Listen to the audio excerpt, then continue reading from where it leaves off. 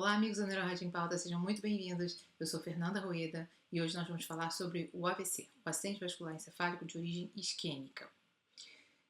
A doença cerebrovascular, junto com a doença cardiovascular, ainda é a que mais mata no mundo. E no Brasil isso não é diferente. Inúmeros milhares de pacientes são afetados anualmente com AVC isquêmico. E em virtude da dificuldade de acesso ao tratamento que hoje já existe para essa doença, muitos deles se tornam incapacitados. Mas qual será o fluxo correto do paciente que tem uma suspeita de AVC isquêmico? Como o radiologista pode ajudar e ser uma peça nesse quebra-cabeça do tratamento desse paciente? É sobre isso que nós vamos conversar nesse vídeo. Mas antes da gente começar, se inscreve no canal, ativa o sininho das notificações para ficar por dentro de tudo que está acontecendo e não perder nenhum vídeo novo ou conteúdo que seja interessante para o seu dia a dia, para a sua profissão. Vamos começar?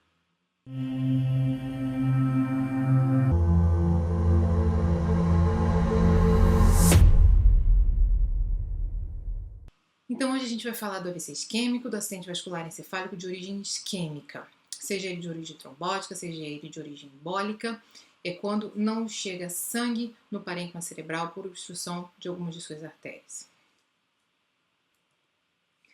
O acidente vascular cerebral começa com um paciente que chega com algum tipo de sintoma neurológico no hospital. Então ele vai ser abordado por um clínico, por um neurologista, se estiver já disponível na emergência, e com algum tipo de sintoma neurológico. Pode ser qualquer um. Pode ser um sintoma motor, pode ser só de membro superior, pode ser só de membro inferior, pode ser todo um dimídio, pode ser só uma alteração facial. Enfim, dependendo da artéria ocluída e do território vascular que aquela artéria irrigue, a gente vai ter um sintoma clínico típico. Existem várias escalas clínicas de avaliação, uma delas é essa que está descrita, que deve ser feita assim que o paciente ingressa na emergência. E para não se perder tempo, esse paciente, uma vez com suspeita de um acidente vascular encefálico, ele tem que ser levado imediatamente ao setor de imagem, onde ele vai fazer a tomografia computadorizada de crânio. A tomografia é o exame que está amplamente distribuído em toda a rede, pública e particular, não só no Brasil, no mundo inteiro. Além disso, é um exame de rápida execução, fácil interpretação. Então, é o exame inicial que tem que ser feito em todos esses pacientes. E o objetivo da tomografia é bem claro: identificar se existem as hipodensidades, ou seja, existe uma lesão córtico-subcortical hipodensa que represente o edema citotóxico característico da isquemia? Sim. E aí a gente vai partir para outros tipos de análise, como a escala de Aspects, para ver se há indicação desse paciente ser tratado com trombolítico ou não. Uma coisa que a gente tem que afastar na tomografia são as hiperdensidades. E aí a gente vai pensar em sangramento. O sangramento joga esse paciente num outro grupo de acidente vascular encefálico, dos que tem um componente hemorrágico, e a abordagem vai ser feita de uma outra forma.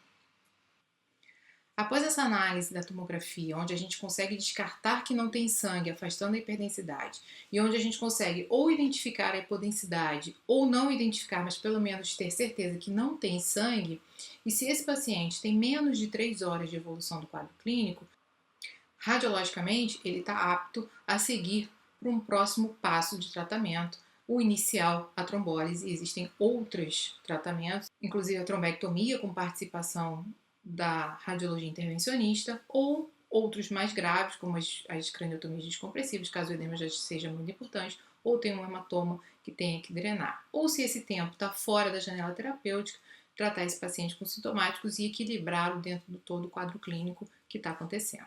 Então, pensando um pouquinho na fisiopatologia, o que é o AVC isquêmico? É o sangue que deveria fluir dessa forma dentro dos vasos, mas não está chegando onde tem que chegar. Em algum momento, houve uma oclusão e o vaso e o sangue não está fluindo de forma perfeita. Então, como a gente vê aqui, podem ser placas de ateroma que se formam no vaso e represam o sangue e fazem a formação do trombo. Pode ser uma placa de ateroma que se desprende de algum vaso mais distal, mais central, da carótida, por exemplo, da carótida comum, e vai lá para o cérebro, se desprende e faz um êmbolo. Ou seja, a gente tem que pensar que a obstrução leva a uma vasodilatação generalizada, aumentando ou pelo menos preservando o volume sanguíneo naquela região que está afetada e que os vasos colaterais jogam esse sangue lá naquela região por um fluxo retrógrado. E essa região aqui tem um tempo que ela consegue tolerar isso, porque o mecanismo de vasodilatação chega a um momento que se esgota. Nesse momento de esgotamento, a gente vai ter uma redução do volume cerebral. O tempo de trânsito daquele sangue ali naquela região é maior, porque existe mais dificuldade de fluxo sanguíneo e o fluxo vai diminuir. Então, consequentemente, a gente vai começar a ter falta real de oxigênio nas células e esse tecido vai realmente infartar.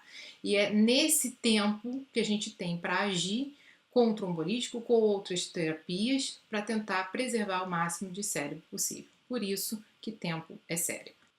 E aí, olhando essa curva, a gente entende o que acontece dentro desse mecanismo fisiopatológico, que é a curva dos métodos de perfusão. Então, a gente vê que o sangue vem, ele leva um tempo para percorrer dentro daquele tecido, que é o que a gente chama de Mean Transit Time, que é o MTT, e ele leva com ele um volume determinado. Se eu tenho vasodilatação, eu aumento esse volume, mas eu também lentifico esse trânsito. Mas como o fluxo cerebral é dado pelo volume dividido pelo trânsito, tá tudo bem. O problema é quando o meu mecanismo de vasodilatação entra em exaustão e aí o meu volume diminui e o meu tempo continua grande. E aí eu vou ter um desbalanço, vou ter uma redução de fluxo e aí sim eu vou ter o dano cerebral real.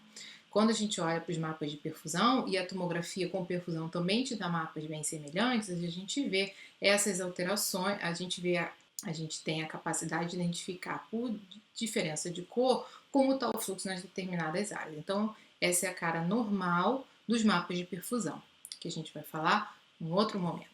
Pensando nesse aspecto do tempo é cérebro, quais são os objetivos reais da neuroimagem nesse primeiro momento? O diagnóstico. Definir se é um AVC, definir, afastar outras causas. É uma massa que sangrou? É um AVC hemorrágico? É alguma outra alteração cerebral que está dando aquele sintoma neurológico? Não. Então eu posso continuar pensando no diagnóstico de AVC isquêmico. Identificar se existem casos tratáveis, se eu já consigo ver o trombo em alguma localização. O lugar principal mais fácil da gente ver é na artéria cerebral média. Selecionar os candidatos que são possíveis de reperfusão, e aí a gente vai usar o critério de aspecto para isso. E determinar o prognóstico. AVCs que já se apresentam mesmo em um tempo curto de sintomas com um grande acometimento cerebral, possivelmente têm um pior prognóstico. Então a gente vai discutir um pouquinho mais sobre isso agora. O que a gente espera dos exames? Primeiro, são AVC, isquêmico ou hemorrágico. Como a gente já falou, o hemorrágico está fora desse tipo de terapia. O tamanho e a localização. Então, qual é o principal vaso afetado? Né? O aspecto avalia a artéria cerebral média, mas existem outras localizações de AVC também, nos territórios da artéria cerebral anterior e da artéria cerebral posterior. Existem os AVCs de fossa posterior, que são mais difíceis de serem identificados, normalmente são menores, principalmente os AVCs de tronco e cerebelo, onde a tomografia tem muito artefato. Mas o objetivo é sempre a gente identificar o tamanho, já nessa fase inicial, e a localização, que vão estar implicadas também no prognóstico. A causa, eu consigo ver o trombo? Eu consigo já determinar esse componente vascular real? Pode ser feita a trombólise? E aqui a gente vai estar dando uma noção para o médico assistente da viabilidade do parênquima com a tomografia de crânio sem contraste, o exame mais simples que a gente tem. A seguir, a gente pode partir para uma segunda avaliação radiológica. Tem oclusão real do grande vaso? Então eu já vou ter que fazer exames com contraste. Esse paciente, se não responder à trombólise, é candidato à trombectomia? Ou ele é candidato à trombectomia independente da trombólise? E aí essa avaliação é feita através do uso da angiotomografia inicialmente. E ele permite ver o padrão de vascularização cerebral. E por último, a gente quer responder sobre a penumbra isquêmica. O que é essa penumbra? Existe uma área que eu estou vendo lá, hipodensa, que eu já sei que teve um insulto isquêmico e que eu já sei que evoluiu para o edema citotóxico e com perda celular garantida. Agora, existe um grande tecido ao redor que também está com fluxo reduzido, mas que ainda não evoluiu negativamente. Essa é a área de penumbra, essa é a área que a gente pode salvar.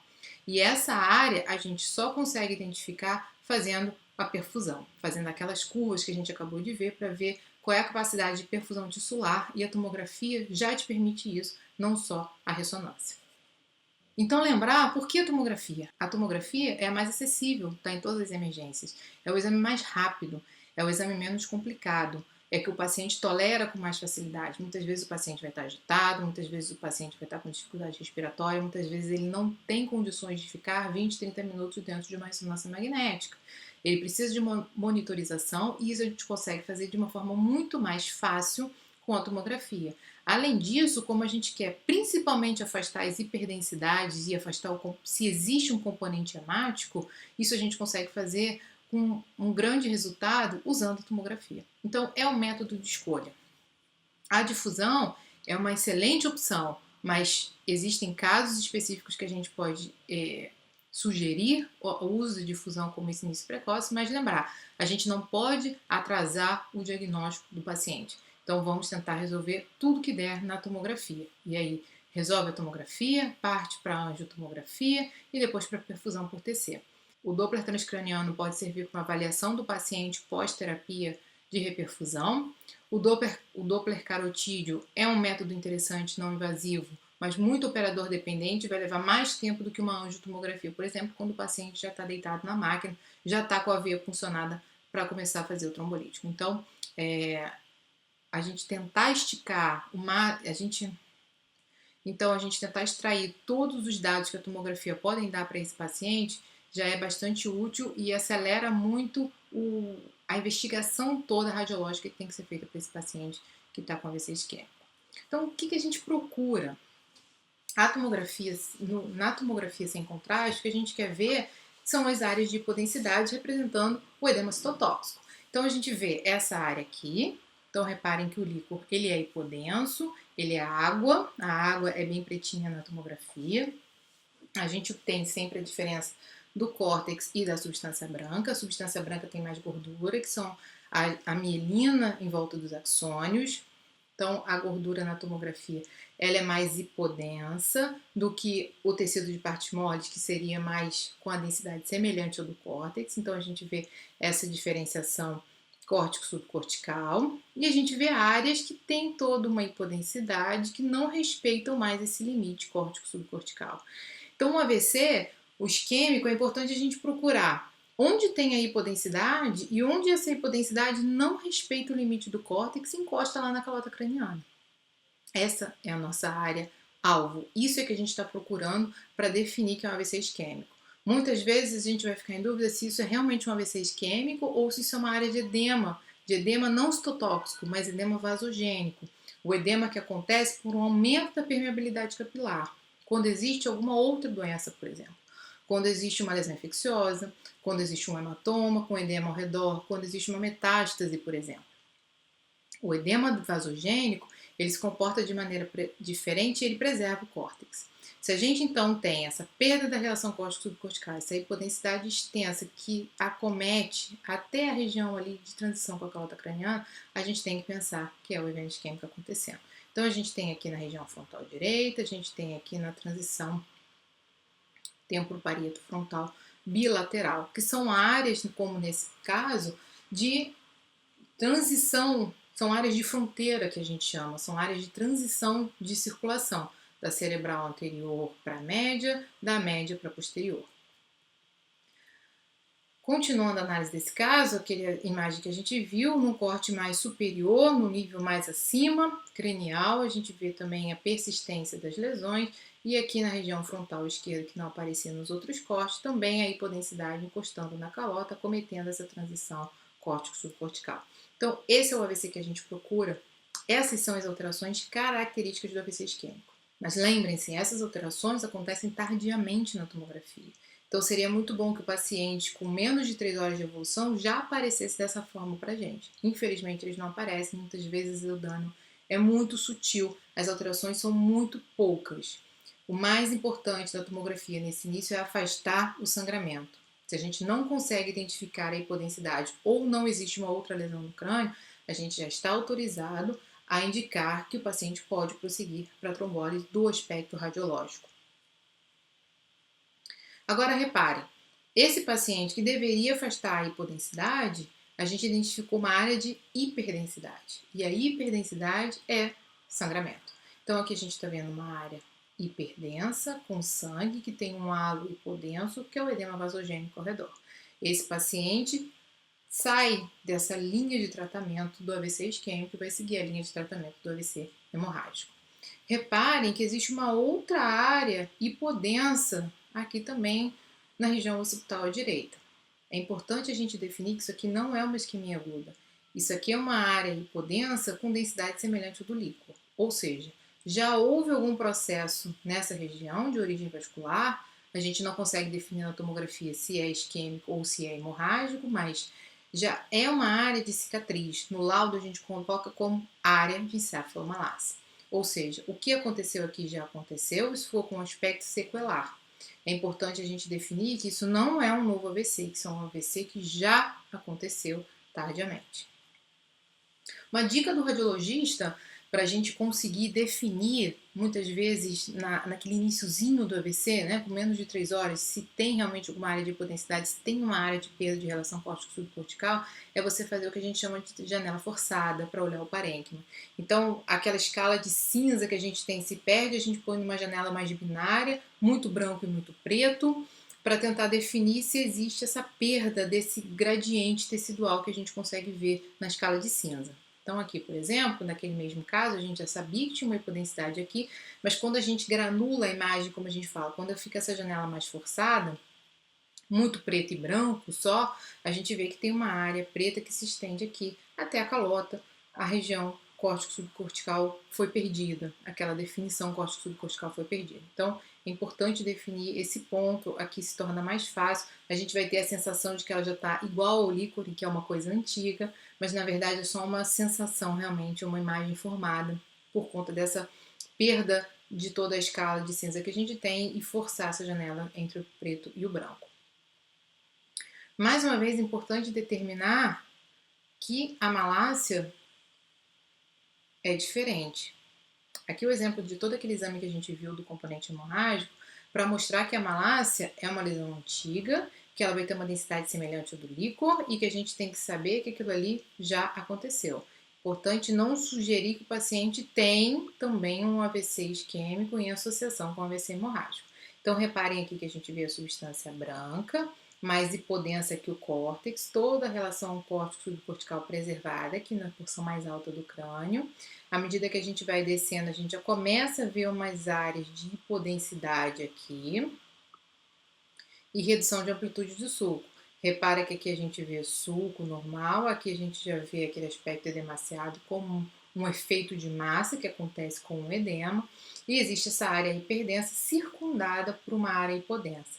Reparem, queria que vocês notassem que essa área hipodensa ela é diferente daquela que a gente viu. Ela preserva o córtex, ela não encosta na calota craniana, ela respeita as margens da substância branca. Então isso é característico do edema vasogênico e é muito importante a gente conseguir definir a diferença entre o edema vasogênico e o edema citotóxico. O edema vasogênico que está relacionado a outras lesões por aumento de permeabilidade capilar, maior influxo de células inflamatórias e consequentemente de água naquele tecido, diferente do edema citotóxico, que tem um edema também intracelular, que acontece por toda a disfunção hidroeletrolítica que acontece por falta de oxigênio celular. Então, a diferença dos dois mecanismos de edema gera para a gente um aspecto de imagem diferente que é importantíssimo a gente identificar, principalmente no atendimento do pronto-socorro.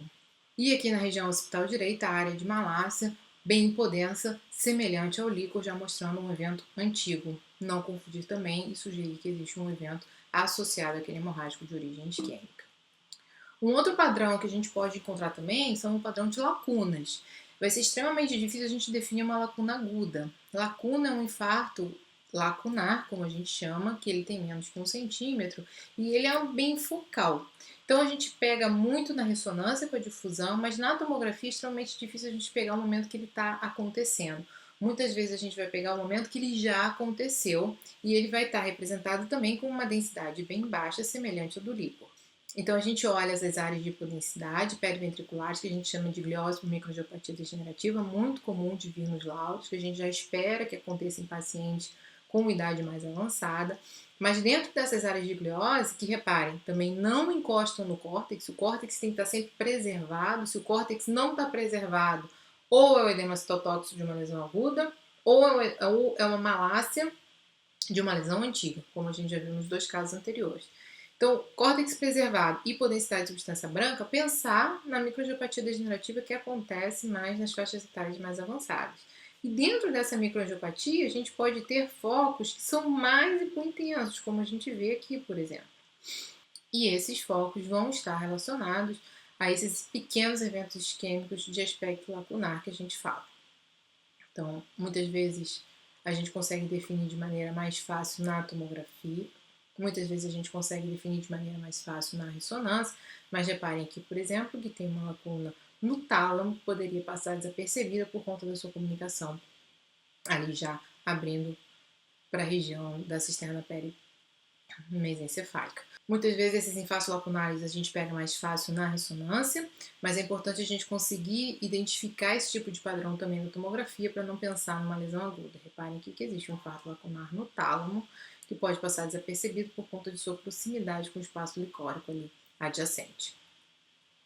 E quando a gente olha a tomografia com bastante tempo de evolução, mais de 24 horas de evolução, muitas vezes no pronto-socorro a gente vai ver, fez agora, não achou nada, repete em 24 horas que a gente vai ver. Né? É uma frase comum da gente ouvir. Infelizmente, quando a gente não consegue oferecer tratamento ao paciente, a gente repete para ter uma noção da extensão do dano. Isso é uma frase. Quando a gente olha a tomografia computadorizada depois de 24 horas, quando a gente olha a tomografia computadorizada já tardiamente, aqui um exemplo com mais de 24 horas de evolução, a gente já vai ver o dano instalado e toda a região acometida, a totalidade da região acometida com hipodensidade. É uma frase comum da gente ouvir no pronto-socorro. A gente não consegue identificar as alterações na tomografia agora, nessa entrada, então repete em 24 horas para a gente ter uma extensão de dano. No paciente que não teve a possibilidade de tratamento, a gente repete para ver exatamente a extensão do dano. No que teve, a gente tenta ver qual vai ser a diferença entre todo aquele tecido de penumbra que foi, né, que deveria, todo aquele tecido de penumbra que deveria ser preservado com tratamento, se realmente ele foi preservado ou não. A gente consegue, a gente busca esse padrão de imagem. Então, como a gente passa aqui a tomografia, são cerca de quase 200 cortes do parênquima cerebral, então a gente olha aqui em cima, bem preservada a relação córtico-subcortical. Quando a gente observa a região occipital direita, a gente vê uma hipodensidade mantida daquela região com perda da relação córtico-subcortical que a gente consegue ver em todo o restante do parênquima cerebral, a hipodensidade se estendendo até a região da calota craniana, mostrando a área de edema citotóxico, o infarto já estabelecido na região occipital direita. Se a gente consegue identificar a hipodensidade na tomografia, a gente tem que buscar o critério de Aspects. Então, essa escala radiológica busca a avaliação do território da artéria cerebral média, que é o território, que é a principal artéria intracraniana que a gente tem, que vai irrigar o maior território cerebral, tanto a substância cinzenta profunda quanto o córtex periférico da região fronto-temporo-parietal, uma região bem extensa. Então a gente tem que pensar que no Aspects a gente perde um ponto a cada território cometido, então a gente vai procurar as áreas de hipodensidade que existem. Um Aspects menor ou igual a 7 é sinal de pior prognóstico, indica que aquele paciente tem menos colaterais. Menos colaterais, maior risco de dano, mais extenso e mais rápido, né? Então esses são os lugares que a gente olha na substância cinzenta profunda, o córtex mais profundo da ínsula e depois as áreas mais periféricas. Então Aspects a gente vai focar basicamente em 2 cortes da tomografia, um ao nível dos núcleos da base, o outro imediatamente acima dessa região, já onde a gente consegue ver o corpo do ventrículo.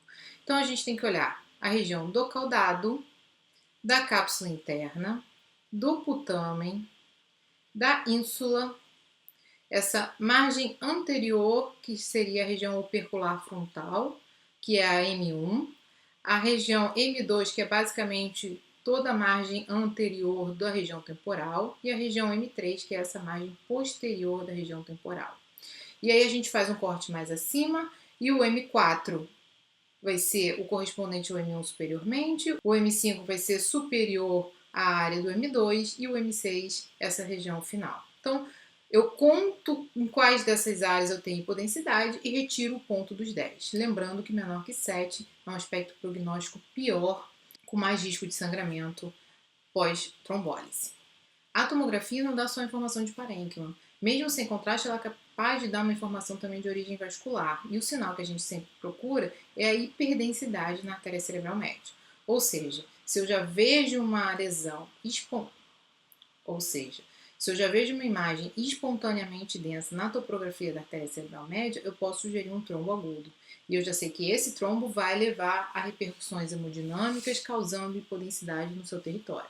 Então, mesmo que eu ainda não veja a hipodensidade, mas já veja o trombo, eu já posso inferir que existe realmente uma causa para o AVC isquêmico, afastando a possibilidade de hemorragia. Eu tenho condições radiológicas de indicar a trombose. Mas e a ressonância?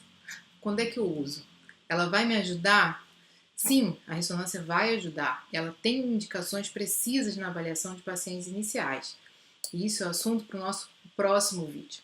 O vídeo de hoje a gente está focando nos achados de tomografia, que é sim o exame inicial a ser feito nos pacientes que chegam com déficit neurológico na emergência.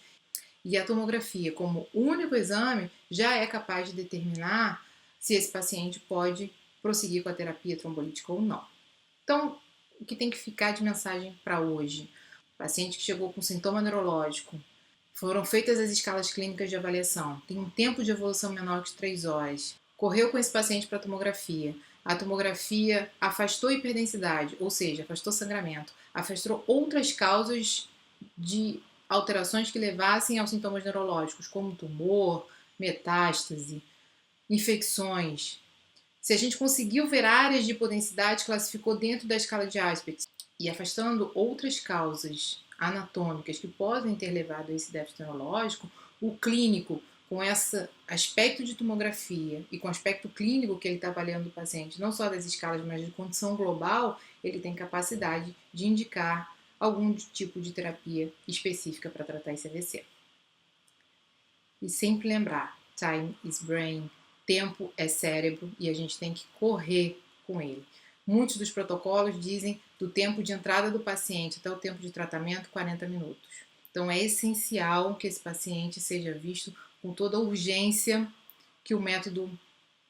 É essencial que esse paciente seja visto com toda a urgência que a doença pede. Preservar o máximo de cérebro possível. E isso a gente consegue com a tomografia sem contraste. Bem interessante, né? Queria agradecer mais uma vez a vocês por ficar comigo no NeuroRádio em Pauta.